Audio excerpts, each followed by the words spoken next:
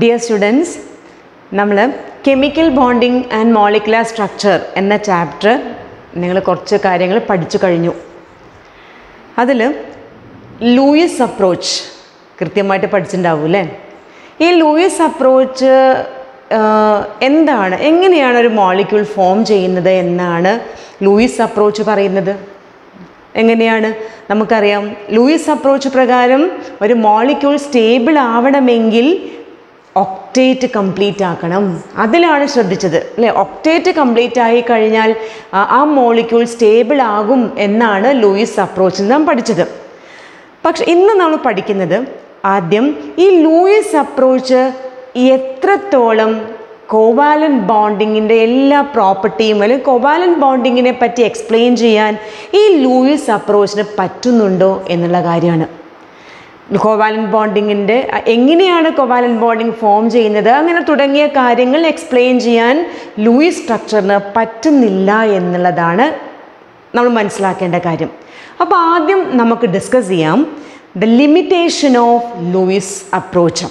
So limitation of Lewis approach, ഒന്നാമത്തെ limitation, it fail to explain the formation of chemical bond.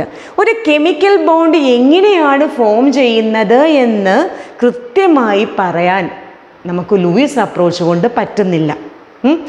രണ്ടാമത്തതാണ്, നോക്കൂ, ഈ VSEPR theory നിങ്ങൾ പഠിച്ചിട്ടുണ്ട്. ഇപ്പം ഈ VSEPR തിയറി വെച്ച് നമുക്ക് സിമ്പിൾ മോളിക്യൂളിൻ്റെ ജോമെട്രി പറയാൻ പറ്റുന്നുണ്ട്.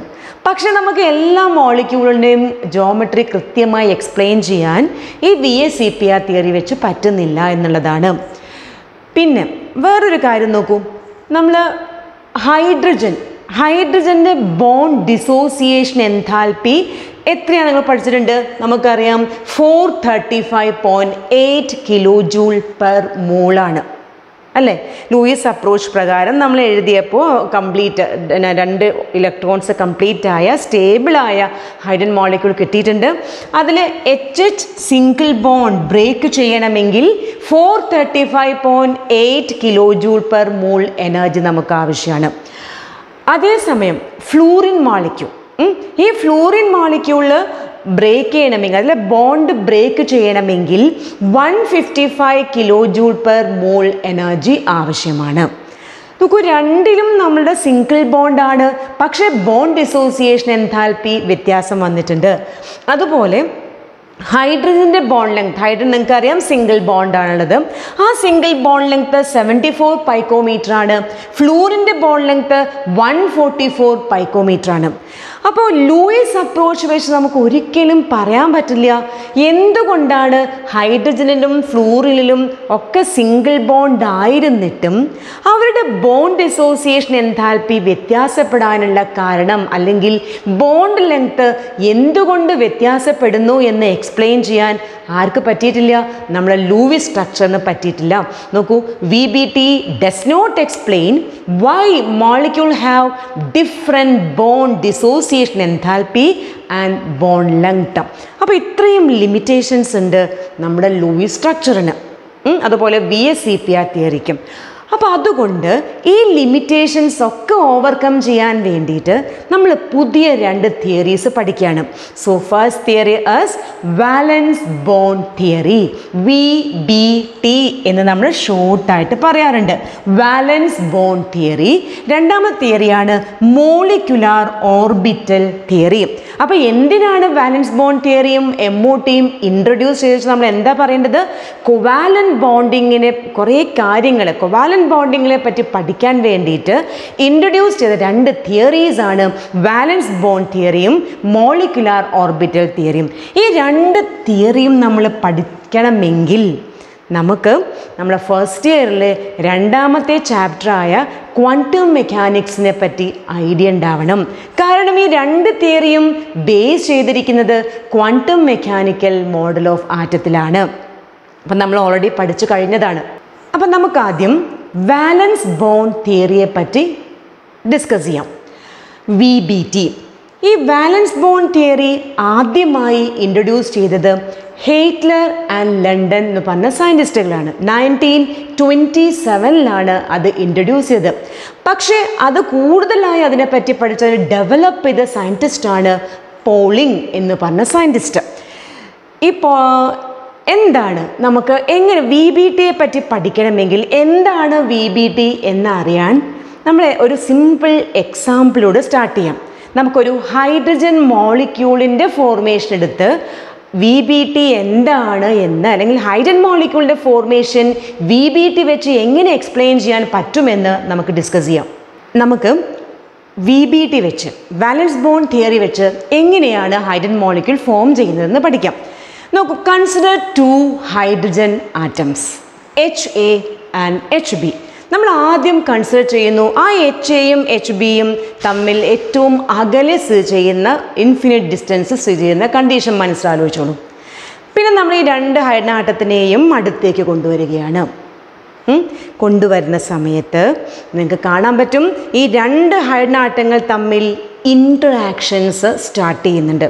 നോക്കൂ, 2 വ്യക്തികൾ തമ്മിൽ ഏറ്റവും അകലെ ഇരിക്കുന്ന ഒരു കണ്ടീഷൻ ആലോചിക്കുക, അവർ തമ്മിൽ അടുത്ത് വരുന്ന കണ്ടീഷൻ ആലോചിക്കുക. അവരടുത്ത് നിൽക്കുമ്പോൾ അവർ തമ്മിൽ ഇൻറ്ററാക്ഷൻസ് തുടങ്ങില്ലേ? അതേ കേസ് നിങ്ങൾ ആലോചിച്ചോളൂ. 2 ഹൈഡ്രജൻ ആറ്റം അവർ തമ്മിൽ അടുത്ത് വരുന്നു. അപ്പോൾ ഈ 2 hydrogen atom HA and HB ആണെന്ന് കൺസിഡർ ചെയ്യും. ഈ HAയിലെ ന്യൂക്ലിയസ് Na ആണ്, ഇലക്ട്രോൺ EA ആണെന്ന് കൺസിഡർ ചെയ്യും. ഇതിലെ ന്യൂക്ലിയസ് NB ആണ്, ഇതിലെ ഇലക്ട്രോൺ EB ആണ് എന്ന് കൺസിഡർ ചെയ്തോളൂ. അപ്പോൾ HAയും HBയും അടുത്തെത്തിക്കഴിഞ്ഞാൽ ഇൻട്രാക്ഷൻസ് സ്റ്റാർട്ട് ചെയ്യുന്നുണ്ട്. ഇൻട്രാക്ഷൻസ് നിങ്ങൾക്കറിയാം, റിപ്പൾസീവ് ഇൻട്രാക്ഷൻ ആവാം, അതുപോലെ തന്നെ അട്രാക്റ്റീവ് ഇൻട്രാക്ഷൻ ആവാനുള്ള പോസിബിലിറ്റി ഉണ്ട്. 2 വ്യക്തികൾ തമ്മിൽ അടുത്ത് വർത്തമാനം പറയുമ്പോൾ അവർ തമ്മിൽ ചിലപ്പോൾ റിപ്പൾഷൻ ഉണ്ടാവാം, ചിലപ്പോൾ അട്രാക്ഷൻ ഉണ്ടാവാനുള്ള പോസിബിലിറ്റി ഉണ്ട്. അതേപോലെ തന്നെ ഈ 2 ഹൈഡ്രജൻ ആറ്റങ്ങൾ തമ്മിൽ റിപ്പൾസീവ് ഇൻട്രാക്ഷനും അട്രാക്റ്റീവ് ഇൻട്രാക്ഷൻസും സ്റ്റാർട്ട് ചെയ്യുന്നുണ്ട്. അപ്പോൾ ഏതൊക്കെ തമ്മിലാണ്? നമുക്കറിയാം, ഓൾറെഡി ഉള്ള അട്രാക്റ്റീവ് ഇൻട്രാക്ഷൻ NAയും EAയും തമ്മിലുള്ള അട്രാക്റ്റീവ് ഇൻട്രാക്ഷനും NBയും EBയും തമ്മിലുള്ള അട്രാക്റ്റീവ് ഇൻട്രാക്ഷനാണ്. പക്ഷേ ഇവർ അടുത്ത് വരുമ്പോൾ അവിടെ ഉണ്ടാവുന്ന അട്രാക്റ്റീവ് ഇൻട്രാക്ഷൻ നോക്കൂ. Nucleus of one of the atom and its own electron, നമ്മൾ നേരത്തെ പറഞ്ഞു Na ആൻഡ് EAയും NB ആൻഡ് EBയും ഓൾറെഡി ഉള്ള അട്രാക്റ്റീവ് ഇൻട്രാക്ഷനാണ്. ഇനി നോക്കൂ, രണ്ടാമത് അവിടെ സ്റ്റാർട്ട് ചെയ്യുന്ന പുതുതായിട്ടുണ്ടാവുന്ന അട്രാക്റ്റീവ് ഇൻട്രാക്ഷൻ എന്ന് പറഞ്ഞാൽ nucleus of one atom and electrons of other atom. അപ്പോൾ ഇവിടെയുള്ള NAയും EBയും തമ്മിൽ അട്രാക്റ്റീവ് ഇൻട്രാക്ഷൻസ് സ്റ്റാർട്ട് ചെയ്യുന്നുണ്ട്. അതുപോലെ അടുത്ത കേസ് ഏതാ നിങ്ങൾ പറയൂ? ഈ NAയും EBയും തമ്മിൽ അട്രാക്റ്റീവ് ഇൻട്രാക്ഷൻ, അതുപോലെ തന്നെ NBയും EAയും തമ്മിൽ അട്രാക്റ്റീവ് ഇൻട്രാക്ഷൻസ് സ്റ്റാർട്ട് ചെയ്യുന്നുണ്ട്. അതുപോലെ റിപ്പൾസീവ് ഇൻട്രാക്ഷനും സ്റ്റാർട്ട് ചെയ്യുന്നുണ്ട്. ഇവിടെ ഓൾറെഡി നോക്കൂ, റിപ്പൾസീവ് ഇൻട്രാക്ഷൻസ് ഇല്ല, കാരണം ഒറ്റ ഇലക്ട്രോൺസേ ഉള്ളൂ അവിടെ, അല്ലേ? അപ്പോൾ ഇവിടെ ഈ 2ഉം തമ്മിൽ അടുത്ത് വരുമ്പോൾ ഉണ്ടാവുന്ന റിപ്പൾസീവ് ഇൻട്രാക്ഷൻ, ഈ ഇലക്ട്രോണും, ഈ HAയിലെ EA എന്ന ഇലക്ട്രോണും EB എന്ന ഇലക്ട്രോണും തമ്മിൽ റിപ്പൾസീവ് ഇൻട്രാക്ഷൻസ് ഉണ്ടായിരിക്കും. അതുപോലെ ഈ NAയും ഈ NBയും തമ്മിൽ റിപ്പൾസീവ് ഇൻട്രാക്ഷൻസ് സ്റ്റാർട്ട് ചെയ്യുന്നുണ്ട്, നമുക്ക് മനസ്സിലായി. അപ്പം നമ്മൾ കണ്ടു, 2 ഹൈഡ്രജൻ ആറ്റങ്ങൾ തമ്മിൽ അടുത്ത് വരുമ്പോൾ അട്രാക്റ്റീവ് ഇൻട്രാക്ഷനും അതേസമയം റിപ്പൾസീവ് ഇൻട്രാക്ഷൻസും ഉണ്ട് എന്ന് നമ്മൾ മനസ്സിലായി.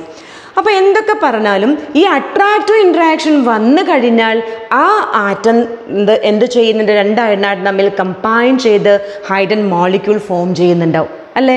പക്ഷേ റിപ്പൾസീവ് ഇൻട്രാക്ഷൻ ആണ് കൂടുതൽ എങ്കിൽ അവിടെ ഒരിക്കലും മോളിക്യൂളിൻ്റെ ഫോർമേഷൻ നടക്കില്ല എന്ന് നമുക്കറിയാം.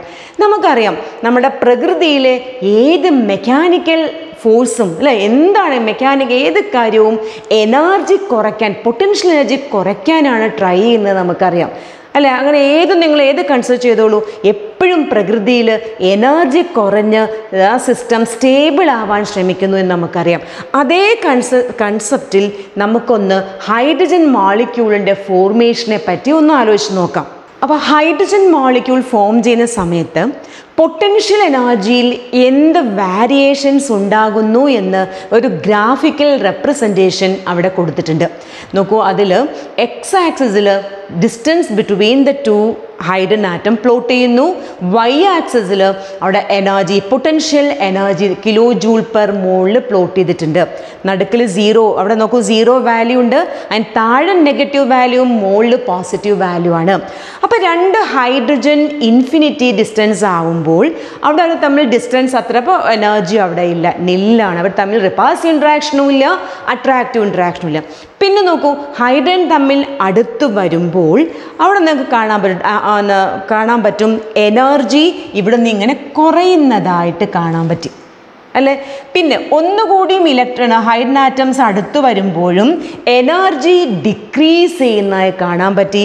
അതുപോലെ ഒരു പെർട്ടിക്കുലർ പോയിന്റിൽ എത്തിയപ്പോൾ പൊട്ടൻഷ്യൽ എനർജി ഏറ്റവും കുറവുള്ള ഒരു കണ്ടീഷൻ നിങ്ങൾക്ക് അവിടെ കാണാം അല്ലേ. അതിനുശേഷം ആ കർവ് ശ്രദ്ധിക്കൂ, പൊട്ടൻഷ്യൽ എനർജി വീണ്ടും ഇങ്ങനെ ഷാർപ്പായിട്ട് ഇൻക്രീസ് ചെയ്യുന്നതായിട്ടും നിങ്ങൾക്ക് കാണാൻ പറ്റുന്നുണ്ട്. ആ ഗ്രാഫിൽ കൃത്യമായി നിങ്ങൾക്ക് കാണാൻ പറ്റും. നമ്മൾ ഇതിൽ നിന്ന് എന്താണ് മനസ്സിലാക്കേണ്ടത്?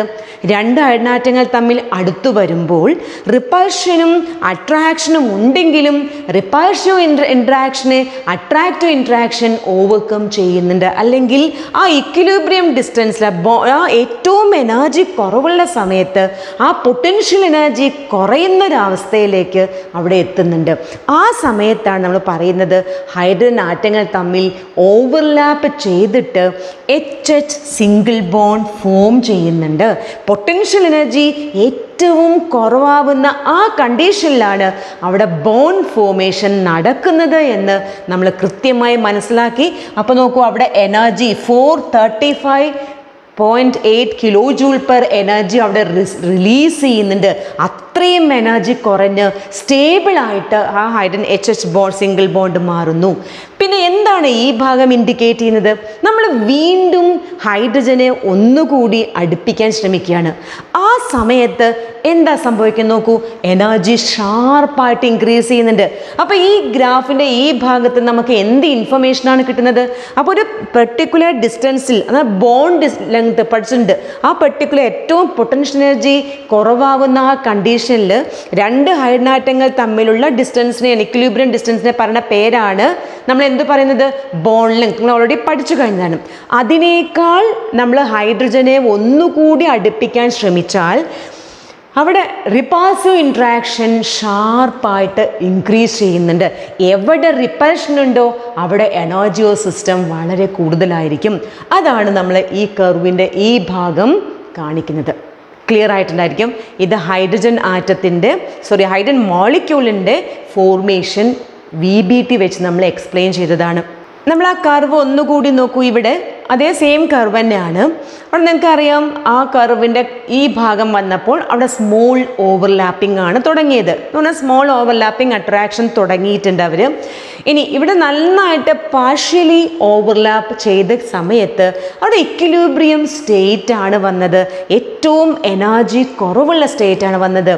നോക്കൂ, അവിടെ മൂന്നാമത്തെ ആ സ്റ്റേറ്റ് നമുക്ക് കാണാൻ പറ്റും, ലാർജ് ഓവർലാപ്പിംഗ് കാണാം. അവിടെ റിപ്പൾസീവ് ഇൻട്രാക്ഷൻ ആണ്, അവിടെ എനർജി കൂടുന്നു എന്ന് നമുക്ക് ഗ്രാഫിൽ നിന്ന് കൃത്യമായി മനസ്സിലാക്കിയിട്ടുണ്ട്. നെക്സ്റ്റ് നമ്മളിപ്പോൾ ഹൈഡ്രജൻ മോളിക്യൂളിൻ്റെ ഫോർമേഷൻ സമയത്ത് ഓവർലാപ്പ് എന്നൊരു കൺസെപ്റ്റ് പറഞ്ഞു. ഓർബിറ്റൽ ഓവർലാപ്പ് എന്നൊരു കൺസെപ്റ്റ് പറഞ്ഞു. എന്താണ് ഈ orbital overlap concept?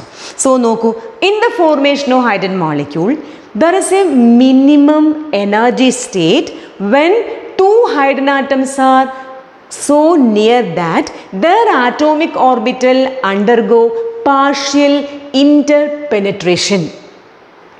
This partial merging of atomic orbital is called overlapping of atomic orbital. നോക്കൂ, ഈ പാർഷ്യലായി ഒരു ഹൈഡ്രജൻ ആറ്റത്തിൻ്റെ 1s ഓർബിറ്റലാണ്, രണ്ടാമത്തെ ഹൈഡ്രജൻ്റെ 1s ഓർബിറ്റലുമായിട്ട് ഇൻ്റർപ്രറ്റേറ്റ് ചെയ്യുന്നുണ്ട്. നമ്മൾ അതിനെയാണ് എന്ത് പറയുന്നത്? ഓർബിറ്റൽ ഓവർലാപ്പ് എന്ന് പറയുന്നത്. നോക്കൂ, നമ്മൾ പറയാറുണ്ട് മാക്സിമം ഓവർലാപ്പ് വരുന്ന സമയത്ത് അങ്ങനെ ഫോം ചെയ്യുന്ന ബോണ്ട് അവിടെ സ്റ്റേബിളാണ് എന്നാണ് പറയുന്നത്.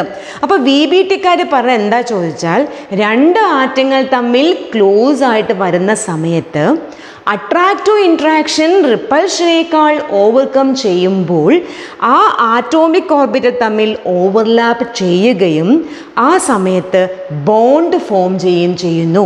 ആ ബോണ്ട് ഫോം ചെയ്യുമ്പോൾ അതിൻ്റെ പൊട്ടൻഷ്യൽ എനർജി ഏറ്റവും കുറവായിരിക്കും എന്നുള്ളതാണ് VBTക്കാർ പറയുന്നത്.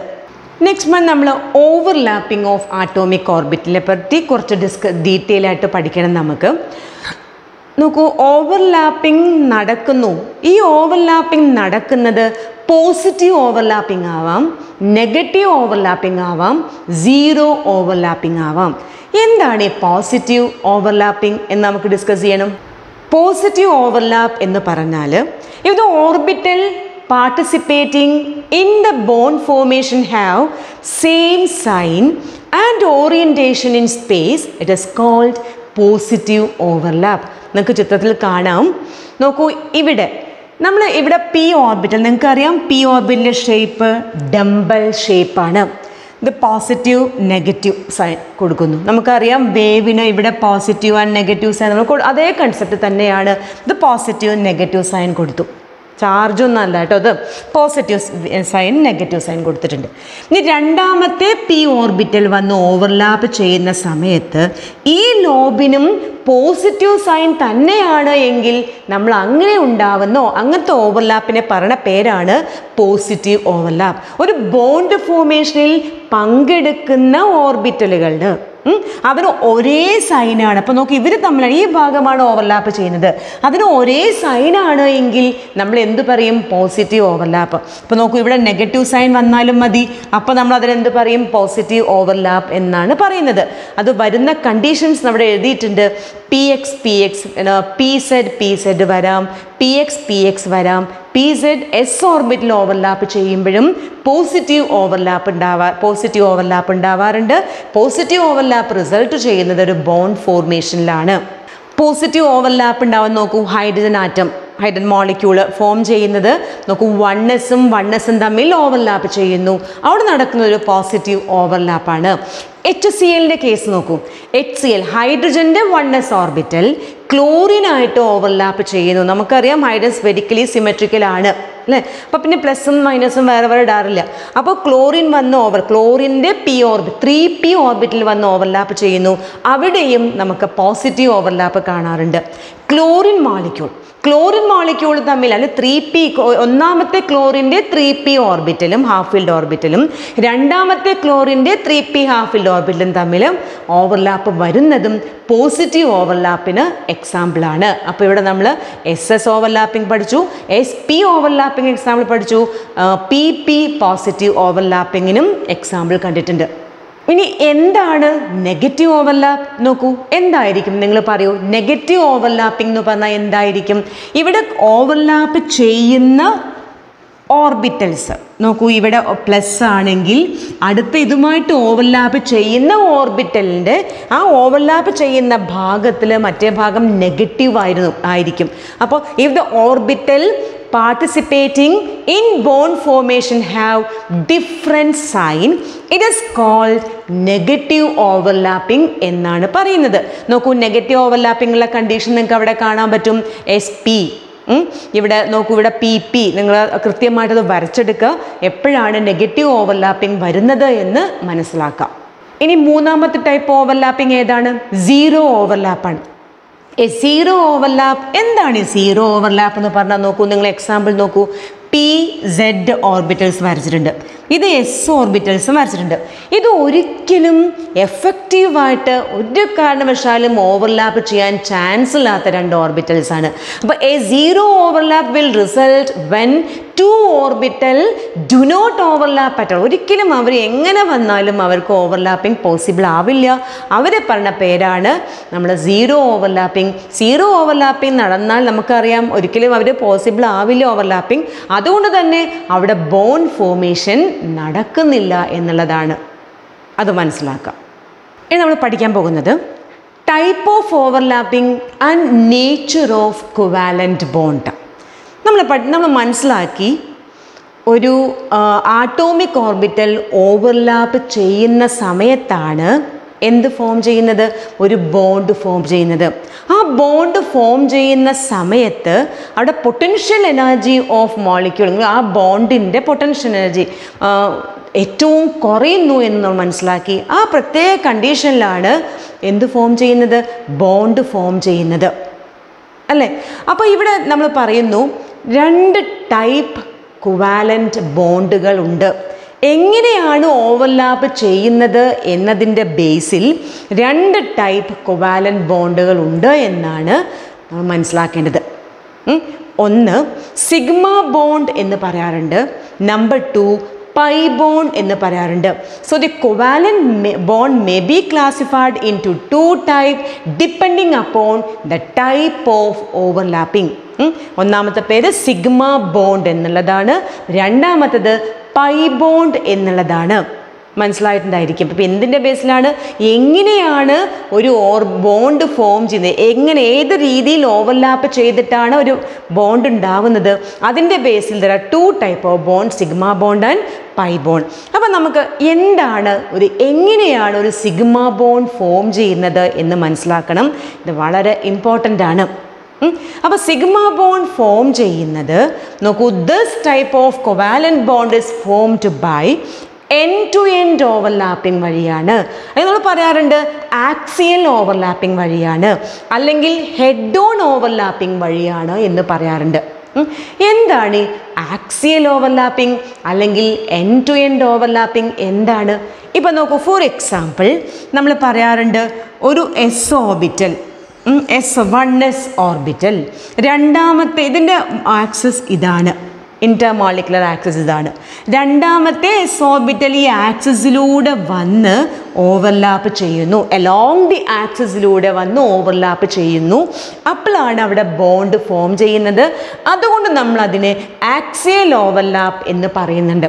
ആക്സിയൽ ഓവർലാപ്പ് നടന്നു കഴിഞ്ഞാൽ അവിടെ ഉണ്ടാവുന്ന ബോണ്ട് എപ്പോഴും സിഗ്മ ബോണ്ട് ആയിരിക്കും എന്ന് നമുക്ക് മനസ്സിലായി. എന്താണ് ഈ ഹെഡ് ഓൺ ഓവർലാപ്പ് എന്ന് പറയാൻ കാരണം? ഈ സിഗ്മ ബോണ്ട് ഹെഡ് ഓൺ ഓവർലാപ്പിങ്ങിലൂടെ ഫോം ചെയ്യുന്നു പറയാറുണ്ട്.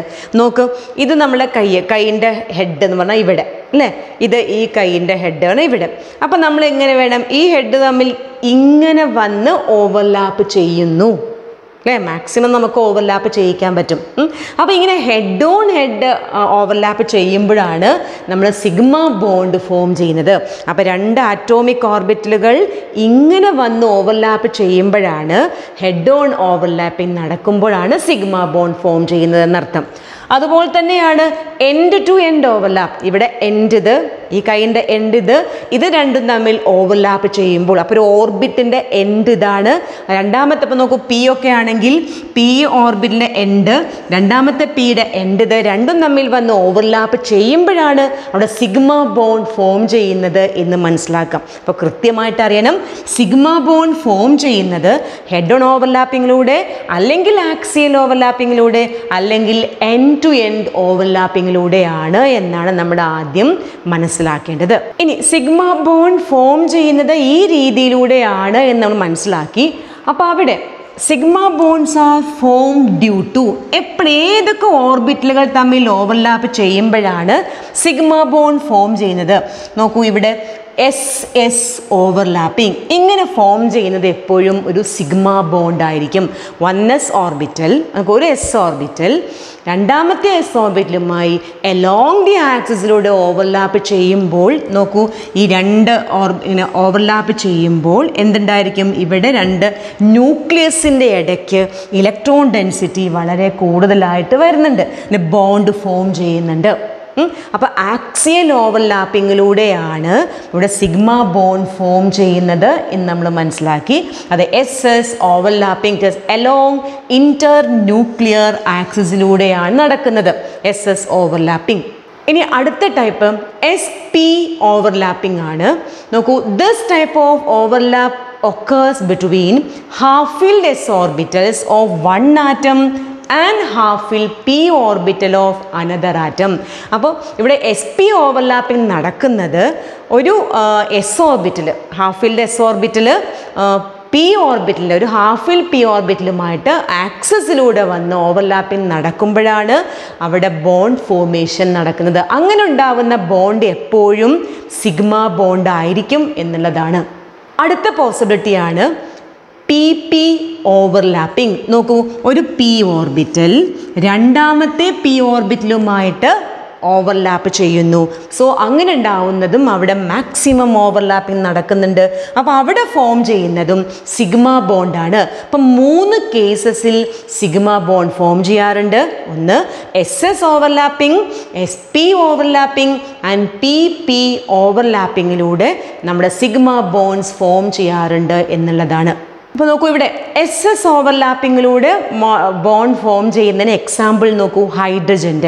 ഹൈഡ്രജൻ ആറ്റത്തിലെ ഒന്നാമത്തെ 1s ഓർബിറ്റൽ രണ്ടാമത്തെ ഹൈഡ്രജൻ്റെ 1s ഓർബിറ്റലുമായിട്ട് ഓവർലാപ്പ് ചെയ്യുമ്പോഴാണ് HH ബോണ്ട് ഫോം ചെയ്യുന്നത്. നമ്മുടെ VBTക്കാർ പറയുന്നുണ്ട് എപ്പോഴും ഹാഫ് ഫിൽഡ് ഓർബിറ്റൽസ് മാത്രമേ ഓവർലാപ്പിങ്ങിൽ പങ്കെടുക്കുള്ളൂ എന്ന് അവരുടെ ഒരു മെയിൻ പോയിൻ്റാണ്. അപ്പോൾ according to VBT only half filled orbital participating in overlapping. അത് മാത്രമല്ല, ഇവിടെ ഒന്നാമത്തെ ഹൈഡ്രജനിൽ ഈ ഇലക്ട്രോണിൻ്റെ സ്പിന്ന് അപ്വേർഡ് ആണെങ്കിൽ രണ്ടാമത്തെ ഹൈഡ്രജനിൽ അതിൻ്റെ ഡൗൺവേർഡ്സ് ആയിരിക്കണം. അപ്പോൾ ഈ ഓവർലാപ്പിങ്ങിൽ പങ്കെടുക്കുന്ന ഓർബിറ്റലിൽ ഇലക്ട്രോണിൻ്റെ സ്പിൻ എപ്പോഴും ഓപ്പോസിറ്റ് ആയിരിക്കണം എന്നും ആര് പറയുന്നു? VBTക്കാർ പറയുന്നുണ്ട്. പിന്നെ VBTക്കാർ പറയുന്നു ഇങ്ങനെ ബോണ്ട് ഫോം ചെയ്യുന്ന സമയത്ത് അതിൻ്റെ എനർജി, ആ സിസ്റ്റത്തിൻ്റെ എനർജി ഏറ്റവും കുറയുന്നു എന്നാണ് അവരുടെ കൺസെപ്റ്റ്.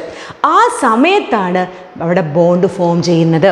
പിന്നെ അവരുടെ മെയിൻ പോയിന്റ് പറയുന്നത് എന്താ ചോദിച്ചാൽ, ഇവിടെ ബോണ്ട് എത്രത്തോളം ഓർബിറ്റലുകൾ തമ്മിൽ ഓവർലാപ്പിംഗ് പോസിബിൾ ആണോ അത്രയും ആ ബോണ്ടിന് സ്റ്റെബിലിറ്റി കൂടുതലായിരിക്കും. അപ്പോൾ നോക്കൂ, എന്തൊക്കെ VBTയുടെ കൺസെപ്റ്റ് കൂടി ഞാൻ ഇതിനിടെ കൂടെ പറയാണ്. അക്കോർഡിംഗ് ടു VBT ഒന്നാമത് പറയുന്നത് എന്താണ്? ഹാഫ് ഫിൽഡ് ഓർബിറ്റലുകൾ മാത്രമേ ഓവർലാപ്പിങ്ങിൽ പങ്കെടുക്കുന്നുള്ളൂ. രണ്ടാമത്തെ പറയുന്നു ഈ ഹാഫ് ഫിൽഡ് ഓർബിറ്റലുകളിൽ ഇലക്ട്രോൺ എപ്പോഴും ഓപ്പോസിറ്റ് സൈഡിലായിരിക്കും. പിന്നെ മൂന്നാമത്തെ കേസ് അവർ പറയുന്നു നമ്മൾ ആ ബോണ്ട് ഓവർലാപ്പിംഗ് ചെയ്ത് ബോണ്ട് ഉണ്ടാവുന്ന സമയത്ത് the potential energy of system ഏറ്റവും കുറയും എന്നാണ് VBTക്കാർ പറയുന്നത്. മാത്രമല്ല, നമ്മൾ എത്രത്തോളം ഓവർലാപ്പിംഗ് നടക്കുന്നുവോ അത്രയും ആ ബോണ്ട് സ്റ്റേബിൾ ആവുന്നു എന്നും VBTക്കാർ പറയുന്നുണ്ട്. ഇത് നിങ്ങളുടെ മനസ്സിലുണ്ടാവണം കേട്ടോ. അപ്പം നമ്മളിവിടെ ഹൈഡ്രജൻ മോളിക്യൂളിൻ്റെ ഫോർമേഷൻ കണ്ടു. അതേപോലെ നോക്കൂ, നമ്മൾ പറഞ്ഞു സിഗ്മ ബോണ്ട് ഉണ്ടാവുന്നത് SP ഓവർലാപ്പിങ്ങിലൂടെ ഉണ്ടാവുമെന്ന് പറഞ്ഞു. എക്സാമ്പിളാണ് HFൽ ഹൈഡ്രജൻ്റെയും ഫ്ലൂറിൻ്റെയും ഇടയ്ക്കുള്ള സിഗ്മ ബോണ്ട് ഉണ്ടാവുന്നത് ഹൈഡ്രജനിലെ 1s ഹാഫ് ഫിൽഡ് ഓർബിറ്റൽ നോക്കൂ, നമ്മുടെ ഫ്ലൂറിനിലെ ഒരു P ഓർബിറ്റലിൽ ഒരു ഇലക്ട്രോൺ മാത്രമേ ഉള്ളൂ. അതുമായിട്ട് ആക്സിയൽ ഓവർലാപ്പിംഗ് നടക്കുമ്പോഴാണ് അവിടെ HF ബോണ്ട് ഫോം ചെയ്യുന്നത്. അപ്പോൾ നിങ്ങൾ മനസ്സിലുണ്ടായിരിക്കും ആ ഫോം ചെയ്യുന്ന സമയത്ത് പൊട്ടൻഷ്യൽ എനർജി എങ്ങനെയായിരിക്കും വരിക? ഏറ്റവും കുറവുള്ള സമയത്താണ്, അവിടെ കുറയും അല്ലേ. അങ്ങനെ സ്റ്റേബിൾ ബോണ്ട് ഫോം ചെയ്യുന്നുണ്ട് എന്ന് മനസ്സിലായി. ക്ലിയർ അല്ലേ? ഇത് നോക്കൂ, വേറെ PP ഓവർലാപ്പിങ്ങിന് എക്സാമ്പിളാണ് ഫ്ലൂറിൻ മോളിക്യൂളിൽ നടക്കുന്നത്. ഫ്ലൂറിൻ മോളിക്യൂളിൽ ഇതുപോലെ തന്നെ ഒന്നാമത്തെ ഫ്ലൂറിനിലെ ഹാഫിൽ P ഓർബിറ്റൽ രണ്ടാമത്തെ ഫ്ലൂറിനിലെ ഹാഫിൽ P ഓർബിറ്റലുമായിട്ട് ആക്സിയൽ ഓവർലാപ്പിംഗ് നടക്കുന്നുണ്ട്. അങ്ങനെയാണ് FF സിഗ്മ ബോണ്ട് ഫോം ചെയ്യുന്നത്. അപ്പോൾ ഈ രീതിയിലൊക്കെയാണ് ഒരു മോളിക്യൂളിൽ സിഗ്മ ബോണ്ട് ഫോം ചെയ്യുന്നത്. ഇനി നമുക്ക് പൈ ബോണ്ടിനെ പറ്റി പഠിക്കണം. ഈ പൈ ബോണ്ട് ഫോം ചെയ്യുന്നത് ലാറ്ററൽ ഓവർലാപ്പിംഗ് വഴിയാണ്, അല്ലെങ്കിൽ സൈഡ് വൈസ് ഓവർലാപ്പിംഗ് വഴിയാണ് എന്നാണ് പറയുന്നത്. എന്താ ഈ സൈഡ് വൈസ് ഓവർലാപ്പിംഗ് എന്ന് പറഞ്ഞാൽ? ഇപ്പം നോക്കൂ, നമ്മളുടെ കയ്യിൽ PY ഓർബിറ്റലുണ്ട്, ഇങ്ങനൊരു ഓർബിറ്റലുണ്ട്. ഇതിൻ്റെ ഇൻ്റർ ന്യൂക്ലിയർ ആക്സിസ് ഇതാണ് അല്ലേ. ഇതിൻ്റെ ഓർബിറ്റൽ ആക്സിസ് ഇതാണ്. ന്യൂക്ലിയസിലൂടെ പോകുന്ന ആക്സിസ് ഇതാണ്. രണ്ടാമത്തെ P ഓർബിറ്റൽ വന്നു ഇവിടെ. ഈ രണ്ട് P ഓർബിറ്റലും തമ്മിൽ ഓവർലാപ്പ് ചെയ്യുമ്പോൾ ഈ ഭാഗം മാത്രം വന്നിട്ടാണ് ഓവർലാപ്പ് സൈഡിൽ മാത്രമാണ് ഓവർലാപ്പിംഗ് നടക്കുന്നത്. അത് എപ്പോഴാണ് നോക്കൂ, orbital axis R parallel to each other and which is perpendicular to internuclear axis. നല്ലോണം ശ്രദ്ധിക്കണം. പൈ ബോണ്ട് എപ്പോഴാണ് ഉണ്ടാവുന്നത് ചോദിച്ചാൽ നോക്കൂ, axes remain parallel to each other and which is perpendicular to the internuclear axis. The orbital formed due to sidewise overlapping consist of, അതിൻ്റെ shape പറയുന്നുണ്ട്, socket type charge clouds ആണ്. നമ്മൾ കപ്പ് ആൻഡ് സോസർ അല്ല, സോസറിൻ്റെ ഷേപ്പാണ് ആ electron charge ക്ലൗഡിന് വരിക എന്നുള്ളതാണ്. അപ്പോൾ നമുക്കത് മനസ്സിലായിട്ടാണെന്ന് വിചാരിക്കുന്നു ഞാൻ. അപ്പോൾ എപ്പോഴാണ് പൈ ബോണ്ടിങ് ഉണ്ടാവുന്നത്? രണ്ട് ആറ്റോമിക് ഓർബിറ്റലുകളുടെ ഓർബിറ്റൽ ആക്സിസ് പാരലായിട്ട് വരികയും അത് പെർപെൻഡിക്കുലർ ആക്സിസിന് ഇന്റർന്യൂക്ലിയർ ആക്സിസിന് പെർപെൻഡിക്കുലറായിട്ട് വരികയും ചെയ്യുന്ന ആ കണ്ടീഷനിൽ സൈഡിൽ മാത്രം ഓവർലാപ്പിംഗ്. നോക്കൂ, നമ്മൾ രണ്ട് കൈ ഇങ്ങനെ പിടിച്ചു കഴിഞ്ഞാൽ ഇങ്ങനെ വന്ന് ഓവർലാപ്പ് ചെയ്യുമ്പോൾ സൈഡിൽ മാത്രമേ ഓവർലാപ്പിംഗ് നടക്കുന്നുള്ളൂ അല്ലേ? അത് ഒരിക്കലും ഹെഡ് ഓൺ ഓവർലാപ്പിംഗ് നടക്കുന്നില്ല. അപ്പോൾ സൈഡ് വൈസ് ഓവർലാപ്പിംഗ് മാത്രമേ നടക്കുന്നുള്ളൂ. അങ്ങനെ ഫോം ചെയ്യുന്ന ബോണ്ടാണ് പൈ ബോണ്ട് എന്ന് പറയുന്നത്. നോക്കൂ, പൈ ബോണ്ട് ഫോം ചെയ്യുമ്പോൾ ഉണ്ടാവുന്ന റിസൾട്ടിങ് പൈ ഇലക്ട്രോൺ ഡെൻസിറ്റി നോക്കൂ എങ്ങനെ ഉണ്ടാവുന്നത്. ആ സിഗ്മ ബോണ്ട്, ആ ബോണ്ടിൻ്റെ ആ ആക്സിസിന് മുകളിലും താഴെയുമായിട്ടാണ് നമ്മുടെ പൈ ഇലക്ട്രോൺ ഡെൻസിറ്റി ഉണ്ടാവുന്നത്. വളരെ ഇമ്പോർട്ടൻ്റ് ആണ്. നിങ്ങൾക്ക് കാണാൻ പറ്റുന്നുണ്ട് പൈ ബോണ്ടിങ് മോളിക്കുലർ ഓർബിറ്റിൽ ഉണ്ടാവുന്നത് എപ്പോഴും ആ ബോണ്ടിന് മുകളിലും താഴെയുമായിട്ടാണ് നമ്മളെ പൈ ബോണ്ട് ഡെൻസിറ്റി ഉണ്ടാവുന്നത്. പക്ഷേ സിഗ്മ ബോണ്ട് ഉണ്ടാവുമ്പോൾ നോക്കൂ, അത് ഒരേപോലെ നമ്മൾ രണ്ട് ന്യൂക്ലിയസിനെയും ഇടയ്ക്ക് സിമെട്രിക്കലായിട്ടാണ് സിഗ്മ ബോണ്ട് ഉണ്ടാവുന്നത്. പക്ഷേ പൈ ബോണ്ട് നോക്കൂ, ഇവിടെ കണ്ടിന്യൂസ് അല്ല, മുകളിലും താഴെയുമായിട്ടാണ് ഉണ്ടാവുന്നത്. പക്ഷെ സിഗ്മ ബോണ്ടിൻ്റെ ഡെൻസിറ്റി പറഞ്ഞാൽ അത് കണ്ടിന്യൂസ് ആയിട്ടാണ് ഉണ്ടാവുന്നത്. പക്ഷെ പൈ ബോണ്ട് ആണെങ്കിൽ മുകളിലും താഴെയും മാത്രമാണ് ഡെൻസിറ്റി കാണുന്നത് എന്ന കാര്യം ഓർമ്മിക്കാം. ഇതാ നിങ്ങൾക്ക് പൈ ബോണ്ടുള്ളൊരു മോളിക്യൂളിന് എക്സാമ്പിൾ കാണാം. എത്തിലീൻ C2H4 മോളിക്യൂളാണ്. ഡീറ്റെയിൽഡ് നിങ്ങൾക്ക് പഠിക്കാനുണ്ട്. അതിൽ കാർബണിൻ്റെ കയ്യിൽ പി ഓർബിറ്റൽസ് ഉണ്ട്. ആ പി ഓർബിറ്റൽ വന്ന് സൈഡ് വൈസ് ഓവർലാപ്പിംഗ് ചെയ്യുന്നു. അപ്പോൾ നമുക്ക് കാണാം electron cloud above the plane below the പ്ലെയിനിലും ഇലക്ട്രോൺ ക്ലൗഡ് നിങ്ങൾക്ക് കാണാൻ പറ്റുന്നുണ്ട്. അത് എക്സാമ്പിളാണ് പൈ ബോണ്ട് ഫോർമേഷൻ. ഇപ്പം നമ്മൾ രണ്ട് ടൈപ്പ് ബോണ്ടിനെ പറ്റി പഠിച്ചു, സിഗ്മ ബോണ്ടും പൈ ബോണ്ടും. ഇവിടെ നോക്കൂ, സിഗ്മ ബോണ്ട് ഫോം ചെയ്യുമ്പോൾ രണ്ട് കൈ ഇങ്ങനെ ഇതേപോലെ വന്ന് ഇങ്ങനെ ഒരു ബോണ്ട് ഫോം ചെയ്ത് കഴിഞ്ഞാൽ അത് നമുക്ക് വേർപെടുത്താൻ ഭയങ്കര ബുദ്ധിമുട്ടായിരിക്കും. മാക്സിമം ഓവർലാപ്പിംഗ് നടക്കുന്നുണ്ട്, ശരിയല്ലേ? അപ്പോൾ അതിൻ്റെ ബോണ്ട് സ്ട്രെങ്ത് എപ്പോഴും കൂടുതലായിരിക്കും. പക്ഷേ രണ്ട് ഓർബിറ്റലുകൾ സൈഡ് വൈസ് വന്ന് ഓവർലാപ്പ് ചെയ്യുമ്പോൾ നമുക്കിതിനെ വേർപെടുത്താൻ വലിയ ബുദ്ധിമുട്ടില്ല. അപ്പോൾ നിങ്ങൾ മനസ്സിലാക്കൂ, ഏതിനാണ് സ്ട്രെങ്ത് കൂടുതലുണ്ടാവുക? സിഗ്മ ബോണ്ടാണോ സ്റ്റേബിൾ, പൈ ബോണ്ടാണോ സ്റ്റേബിൾ വരുന്നത്? നിങ്ങൾ ഉത്തരം മനസ്സിൽ വന്നിട്ടുണ്ടായിരിക്കും. Sigma bond is more stable than pi bond because there is maximum overlapping is the. അതുകൊണ്ട് ഇതിൽ സിഗ്മ ബോണ്ടിൽ മാക്സിമം ഓവർലാപ്പിംഗ് ആണ്, ഇങ്ങനെ മാക്സിമം വരുന്നു. അതുകൊണ്ട് സിഗ്മ ബോണ്ടാണ് പൈ ബോണ്ടിനേക്കാൾ സ്റ്റേബിളായിട്ട് വരുന്നത്. ഇനി വേറൊരു പ്രധാനപ്പെട്ട കാര്യമാണ്, pi bond between two atomers form in addition to sigma bond. It is always present in the molecule containing multiple bond. വളരെ ഇമ്പോർട്ടൻ്റ് പോയിൻ്റാണ്. എപ്പോഴും പൈ ബോണ്ട് ഉണ്ടാവുന്നത് സിഗ്മ ബോണ്ട് ഉള്ള ഒരു മോളിക്യൂളിൽ മാത്രമേ അഡീഷണലായിട്ട് നമ്മൾ പൈ ബോണ്ട് കാണുള്ളൂ. ഒരിക്കലും ഒരു മോളിക്യൂളിലെ പൈ ബോണ്ട് മാത്രം കാണാറില്ല. അപ്പോൾ അതുപോലെ തന്നെ മൾട്ടിപ്പിൾ ബോണ്ട് ഉള്ള ഒരു മോളിക്യൂളിലാണ് പൈ ബോണ്ട് കാണുക. എന്താ മൾട്ടിപ്പിൾ ബോണ്ട് നിങ്ങൾക്ക് അറിയാം, ഡബിൾ ബോണ്ട്, ട്രിപ്പിൾ ബോണ്ട് എന്നൊക്കെ പറഞ്ഞിട്ട് അങ്ങനെയുള്ള മോളിക്യൂൾസിലാണ് നമ്മുടെ പൈ ബോണ്ട് കാണുന്നത്. നോക്കൂ, ഫോർ എക്സാമ്പിൾ നമ്മൾ നൈട്രജൻ ആറ്റം, അതിന് നൈട്രജൻ മോളിക്യൂൾ ഫോം ചെയ്യാണ്. കൺസിഡർ ചെയ്യും, നൈട്രജൻ്റെ outer shell configuration 2s2 2p3 ആണ്. നമ്മളോട് VBTക്കാർ പറഞ്ഞിട്ടുണ്ട്, ഇവിടെ ഹാഫ് ഫിൽഡ് ആറ്റോമിക്, ഒന്നാമത്തെ നൈട്രജൻ്റെ ഹാഫ് ഫിൽഡ് ആറ്റോമിക് ഓർബിറ്റലും രണ്ടാമത്തെ നൈട്രജൻ്റെ ഹാഫ് ഫിൽഡ് ആറ്റോമിക് ഓർബിറ്റലും തമ്മിൽ ഓവർലാപ്പ് ചെയ്യും.